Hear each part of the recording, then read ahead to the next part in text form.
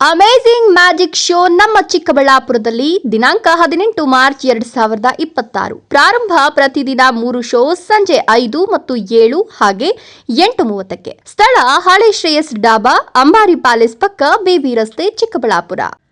Welcome to Suman TV Kannada. ಸ್ವಾಗತ ವೀಕ್ಷಕರೇ. ಇವತ್ತು ಚಿಕ್ಕಬಳ್ಳಾಪುರದ ಹೃದಯದಲ್ಲಿ ಮನಸ್ಸನ್ನ ನಡಗಿಸುವ ಒಂದು ದುಃಖದ ಘಟನೆ ನಡೆದಿದೆ. Private bus stand. ಪ್ರತಿದಿನ ಜನರ ಗದ್ದಲದಿಂದ ತುಂಬಿರುವ ಆ ಜಾಗ ಇವತ್ತು ಕ್ಷಣಾರ್ಧದಲ್ಲಿ ಮೌನವಾಗಿಬಿಟ್ಟಿತ್ತು. 35 ವರ್ಷಗಳಿಂದ ಒಂದು ಕುಟುಂಬದ ನಂಬಿಕೆಯಾಗಿ ಸ್ಟೇರಿಂಗ್ ಹಿಡಿದು ಜೀವನ ಸಾಗಿಸ್ತಿದ್ದ ಒಬ್ಬ ಸರಳ ವ್ಯಕ್ತಿ ಇವತ್ತು ಕೂಡ ಪ್ರತಿದಿನದಂತೆ ಕೆಲಸಕ್ಕೆ ಬಂದಿದ್ದ. ಬಸ್ ಓಡಿಸ್ಬೇಕು, ಕುಟುಂಬ ನೋಡ್ಕೊಳ್ಬೇಕು ಅನ್ನೋ ಹೊಣೆಗಾರಿಕೆ ಜೊತೆಗೆ ಆದರೆ ವಿಧಿ ಬೇರದ್ದೇ ಬರಹ ಬರೆದಿತ್ತು. ಕೂತ್ಕೊಂಡಿದ್ದ ಜಾಗದಲ್ಲೇ ಆಕಸ್ಮಿಕವಾಗಿ ಹೃದಯಾಘಾತ. ಕ್ಷಣದಲ್ಲೇ ಪ್ರಾಣ ಬಿಟ್ಟ ಆ ದೃಶ್ಯ ಅಲ್ಲಿದ್ದ ಪ್ರತಿಯೊಬ್ಬರನ್ನು ಬೆಚ್ಚಿ ಬೀಳಿಸಿತ್ತು. ಒಬ್ಬ ಚಾಲಕ ಅಲ್ಲ, ಒಬ್ಬ ತಂದೆ, ಒಬ್ಬ ಕುಟುಂಬದ ಆಧಾರ ಸ್ತಂಭ ಇವತ್ತು ಮೌನವಾಗಿ ಬಿದ್ದಿದ್ದ. ಪುಟ್ಟಪರ್ತಿಯಿಂದ ಪ್ರತಿದಿನ ಪ್ರಯಾಣ ಮಾಡಿ ಕುಟುಂಬಕ್ಕಾಗಿ ದುಡಿದ ಆ ಜೀವ ಇವತ್ತು ಒಂದು ಕ್ಷಣದಲ್ಲಿ ನಿಂತು ಹೋಗಿದೆ. ಮಂಜುನಾಥ್ ಅಂತ ಡಿವಿಡಿ ಬಸ್ ಸ್ಟ್ಯಾಂಡ್ ಅಲ್ಲಿ ಒಬ್ರು ಯಾರೋ ಬಂದು ಕುತ್ಕೊಂಡಿದ್ರು. ಒಂದು ಅರ್ಧ ಗಂಟೆಯಿಂದ ಕುತ್ಕೊಂಡಿದ್ದವರು ಹಂಗೆ ಕುತ್ಕೊಂಡು ಇದ್ ಮಾಡಿದಾಗ ನಾವು ಪೊಲೀಸ್ನವ್ರನ್ನ ಕರೆಸಿ ಹೇಳಿದ್ದೀವಿ. ಅವ್ರದ್ದೇ ಅನಂತಪುರನಂತೆ, ಅವ್ರ ಮಗ ಹೋಗಿ ಫೋನ್ ಮಾಡಿದ್ದಾರೆ, ಬಂದು ಎತ್ಕೊಂಡು ಸರ್ ಒಂದು ಅರ್ಧ ಗಂಟೆಯಿಂದ ಕುತ್ಕೊಂಡಿದ್ದೆ ಸರ್.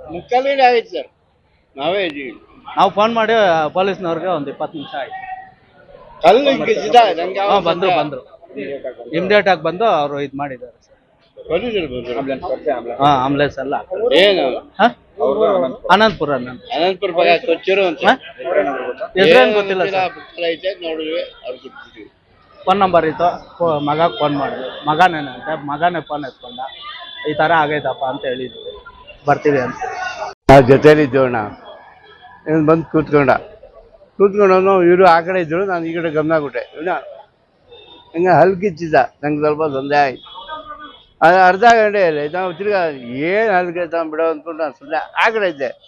ತಿರ್ಗಾ ಅರ್ಧ ಗಂಟೆಯಲ್ಲಿ ಹಿಂಗೆ ಆಗೋಗ್ಬಿಟ್ಟಿದೆ. ಆದರೆ ಅವನಿಗೆ ಯಾರ್ದು ಇನ್ಸೂರೆನ್ಸ್ ಏನಿಲ್ಲ, ಹೆಚ್ಚು ಕಮ್ಮಿ ಹಲ್ಕೆ ಹಚ್ಕೊಂಡಿರೋದಕ್ಕೆ ಏನಾಗಿತ್ತು ಗೊತ್ತಿಲ್ಲ. ಪೊಲೀಸವ್ರು ಕರೆದ್ವಿ, ನಾವು ಮುಟ್ಟೇ ಇಲ್ಲ, ನಾವು ಮುಟ್ಟಿದ್ದೀವಿ ಸರ್, ಕೊಟ್ಟಲ್ಲ, ಕರೆಸಿದ್ವಿ, ಹಿಂಗೆ ಆಗೈತೆ ಹೇಳಿದ್ವಿ.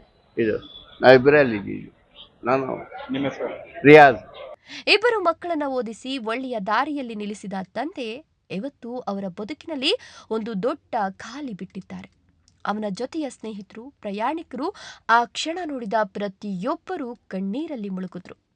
ಜೀವನ ಎಷ್ಟು ಅನಿಶ್ಚಿತ ಅನ್ನೋದಕ್ಕೆ ಇದಕ್ಕಿಂತ ದೊಡ್ಡ ಉದಾಹರಣೆ ಬೇಕಾ? ಒಂದು ಕ್ಷಣ ಇದೆ, ಮುಂದಿನ ಕ್ಷಣ ಇಲ್ಲ.